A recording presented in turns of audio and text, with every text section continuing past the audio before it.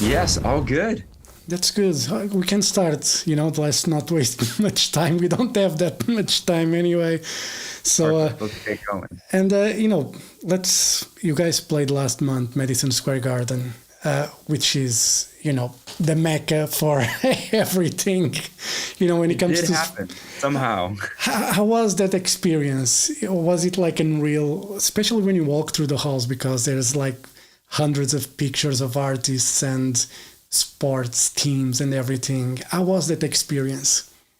It was certainly surreal, to say the least. It was one of those that, we had known it was going to happen for quite some time. We obviously released the dates and we saw the ticket sales, and it was written down and we knew it was going to happen, but it didn't really set in until we actually stepped foot into the building.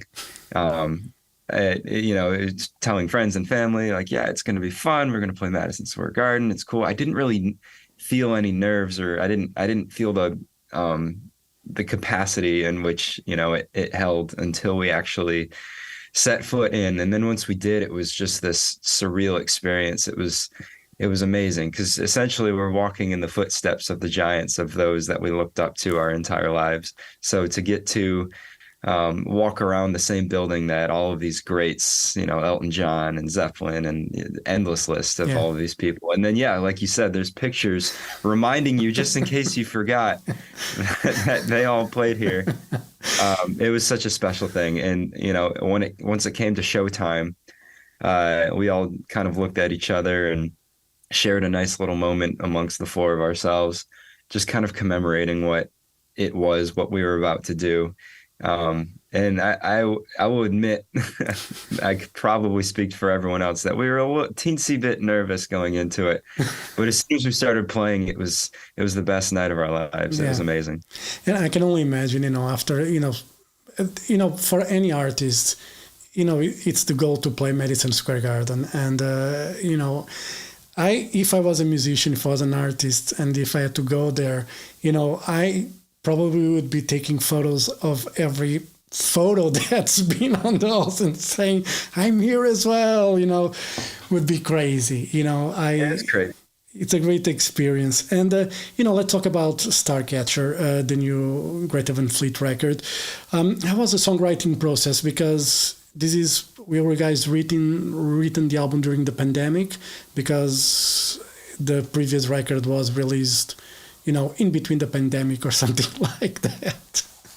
Yeah, I would say the writing process for Starcatcher was slightly different than the previous two albums. The first album, we had been writing music in high school, and we had a lot of songs sort of stacked up in this archive, and we went into the studio with a lot of these ideas that were mainly fully fleshed out. And honestly, and then between the first album and Battle at Garden's Gate, there were a few years in between, so we had enough time to kind of revisit that process of writing music on the road, and we had a bunch of ideas going into it. But Starcatcher, we had a couple loose ideas. We went out to a cabin during the pandemic and we did some writing, but we wanted to mainly go into this album with very little, so that we could work with Dave Cobb and we could immerse ourselves in this entirely new experience and capture a lot of the moments of writing in the recording. So we would go into the studio and oftentimes have no idea what we were going to be doing that day. And we would go in, we had all the instruments set up in this beautiful circle, and we were all facing each other. It was just like how it used to be when we were just starting out back in the garage. And that kind of allowed us to revisit that feeling of there's no pressure, just have fun with it and just write and be limitless almost in a way, and go any direction you feel like. So a lot of Starcatcher was capturing magic, so to speak. We were writing these songs and then immediately recording them as we were writing them. And then we'd take those takes and just kind of build off of it after that. And I thought that was an incredible process because it didn't really allow you a lot of time to stop and think and overthink what was going on in the moment. And I think that's a really important thing, and something that's really easy to lose when you're in the studio is that authenticity of just writing a song and capturing it in its purest form. So that's pretty much the ethos of what went into writing Starcatcher. Yeah, I talked with Slash, and I talked with the Hailstorm guys recently, and they both record with Dave Cobb there in Nashville.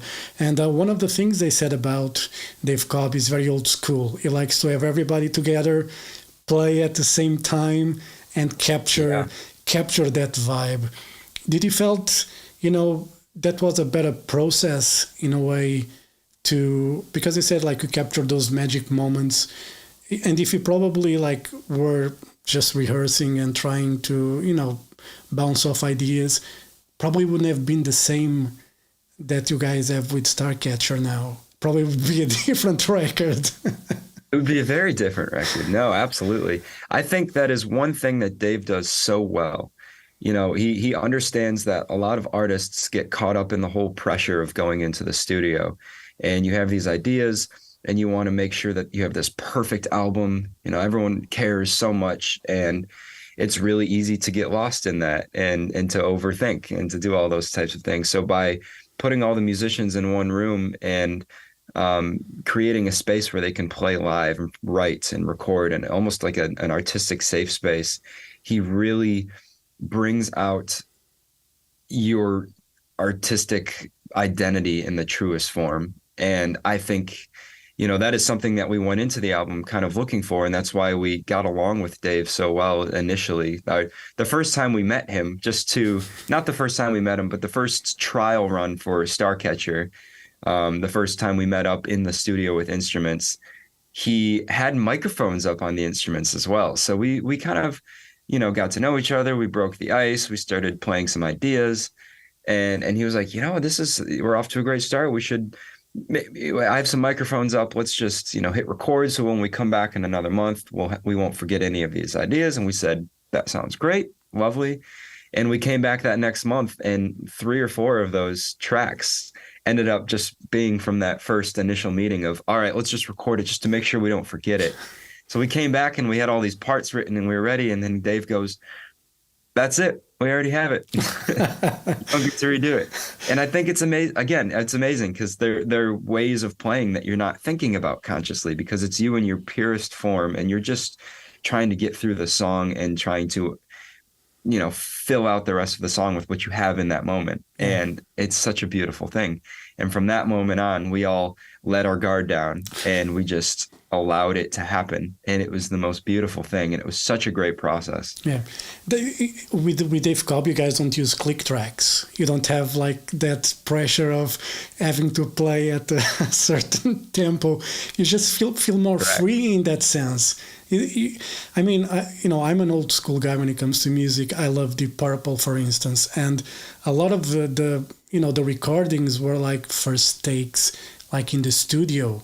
And those magic moments are very hard to duplicate if you try to play them again. Exactly. And it's a combination of two things. It's a combination of, first of all, no one really knows whether or not you're playing to a click. Well, actually, I can tell when someone is playing to a click because it's so locked in and it's so perfect that I can hear that. But most of the time, people have no idea that we're never using a click live in the studio. And, it's a beautiful thing because the music has ebbs and flows and the tempo pushes and it pulls and it's amazing what it does. And as long as you're unified as a band, it doesn't really matter if it gets a little bit faster in the chorus or a little bit slower at the end. And the best example is Honky Tonk Woman by the Rolling Stones. And Dave brought that up, many times because it's just the ultimate example of it. But it starts, it's nice and calm and sexy and laid back. And then you skip to the end of the song, which you couldn't do back then, but you skip to the very end of the song and it's like, it's so much faster, but you have no idea. And no one else has any idea. It's just the song calls for it. Yeah. So, that's another part of his method and our method too, which is why we got along so well. Which is great. And, at the end of the day, those, sometimes even if you're playing just, just a bit behind the beat, you can give a different flow and groove that you cannot capture with a click track. And No. because it's so stiff, playing. I mean, I understand some bands, metal bands, having to play to a click track, but with rock and roll, it's free flow, please. Jeez, that is how it was born. It is, and for me, listening to Greta Van Fleet, the music, it's very much almost like a spiritual experience, especially with this Starcatcher. There are songs that have a very spiritual vibe. It's something that's very natural to you guys, because it's not easy to bring and create something like that. Yeah. And I think that's also interesting that you bring that up, because music is a very interesting thing that exists, and it inspires and emotes feeling. And you hear songs and it makes you feel a certain way, whether it's excited or even sad. You may want to cry. There's confusing feelings you get from it, and it's hard to describe why that is. But we've always looked at it not so consciously, but that sort of feeling and the impact that music has is just sort of spiritual in a way. And I think that is why we all gravitated towards it at such a young age. Is it made us feel a certain way. We couldn't really put our finger on why, but we really enjoyed the power that it had, which is very spiritual in a way, and you kind of respect that. So now, because of that, I think that's part of the reason that a lot of our music sort of gives off that same sort of feeling, is because when we're all coming together to write, if we're not feeling anything, then that song is going right in the garbage. If we're not feeling something, then it's not worth it. Yeah. Do you feel with Starcatcher, because with the first couple of records, there is always people talking, comparing with this band or the other band, and then the conversation gets sold after a while, especially if you're a new band. Greta Van Fleet is all about, it's your identity is here. You have nothing to prove anymore to anyone. Certainly. We went into the album and people were asking, this is the third album. Are you nervous? This is the one. And no, we were excited, because we knew that it had been quite some time. We had had the time to develop our chops, but also to develop a very personal identity as far as Greta Van Fleet's concerned, musically and lyrically and thematically. And we had already laid the foundation. So now the world was our oyster at this point. We could just do whatever we wanted. And that, we kind of wanted to go back to the very beginning of the band and almost have a redo in a way. We approached it like we were in the garage, like we used to write and all of that, but it was almost like, all right, now the word is out, people know, so we're just going to do it with our identity now. Yeah. And it wasn't conscious, but that's just how it sort of ended up being. It was a beautiful thing. I think we're all very proud of Starcatcher, because it's a very vulnerable album. At least for us, when I listen to it, I hear Jake and I hear Sam and I hear Josh at their most vulnerable in all of these performances, and I feel the same way about myself. And I think that is what it's all about. That's what rock and roll is all about, to hear the personality in the music. Yeah, you're absolutely right. Danny, thank you very much for your time. I'll see you in Lisbon in December. After that festival appearance a few years ago, it's finally time to see you guys headline your own show. It's going to be a great night.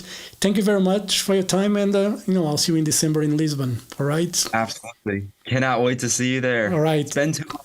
Right. Thank you very much. Have a great evening, and I'll see you in Lisbon. All right. Thank you. Thank you, George. Bye.